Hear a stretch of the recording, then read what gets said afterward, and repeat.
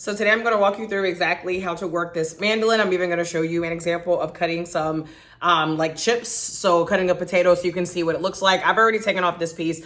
So you can see this is where the actual cutting will happen. So just make sure that you flip this up whenever you want to pull that piece down. Whenever you lift it up like this, that piece will fall right out. That's why this is officially empty. So right now it's like fully folded. If you want to actually open it so you can set it on the counter, then you're just going to want to open it like this. Do pay attention here because this is where you're actually going to be able to lock it in. So if you can look at the difference when it's like this versus when I do that, this is how you know it's officially locked and that it's good for you to actually like set down and begin to use. Actually did find that other piece. Here's what it is. Here's what it looks like. So it'll first be in here like this, and then just to take this off, all you do is just like flip that open and then pull it right off.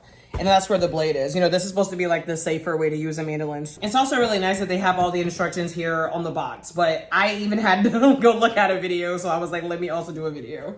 So here's where you're gonna actually put the food. These two pieces are going to go together. So for starters, you're gonna do this one. You're gonna just clip it in here. So remember, we always wanna lift this up. And then anytime you lift this up, then that's when you can snap something in here. So now this is in here nice and secure. Then we're just gonna put this in here just so you can see what it looks like.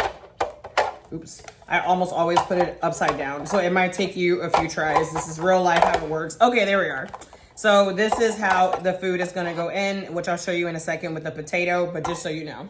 So this is where the food is actually going to fall. So you can just like put this in here and let it sit just like this. And you can just lay it flat on the counter. So you have it flat on the counter right here. And now honestly, like you're ready to use it. It's really that simple. Here is the official peeled potato. So what I'm gonna do is I'm gonna cut a piece off of this. I probably could put the whole thing in there, honestly, but I like to cut it up before I do. Okay, so I cut off the very end and then I cut it like this. It's almost in half, and I'm gonna show you how to actually cut it in the mandolin. Before you go and cut, you want to make sure that the setting is on what you want it to be as far as how you want it cut. And that's all going to be controlled from back here. And then it has this little booklet here that tells you everything you need to know. So since I'm making chips, I'm going to focus on the top one here. So you're only gonna have to worry about the three areas. So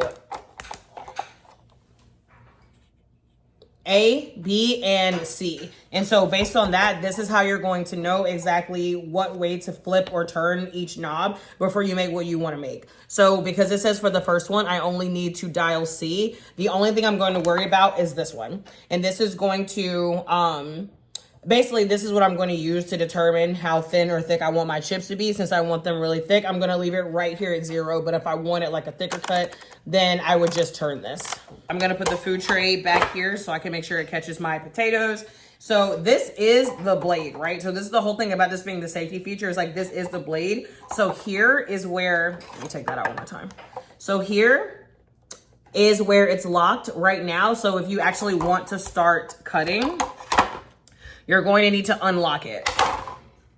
And so when it pops up like that, and it might scare you, like it just scared me a little bit, but this is where you can see the actual blade. See, now you can see like the lines in here. So whenever you want to actually cut the food, you just want to put you want to press whatever you're going to cut up against the blade. Then here is where you're going to use to press up against the food. So the rough part here is going to press the food into the blade. And then that's where you see it fall down. So super, super simple, makes cutting things a lot easier. And you know, like I said, I have this one on the thinnest setting for chips, and like this is how thin it came out. If I wanted to make it thicker, I could just turn the knob. Again, make sure that you refer to the manual for how you want to cut it. I will say that this brush to clean the blades here is also like really handy. So it's nice that it came with this. All I did was take this from this. So you can actually detach it by squeezing those two little knobs at the bottom together, and then these two will separate. So yeah, even cleaning is simple, but yeah, just definitely make sure you hold on to this as you are getting used to it.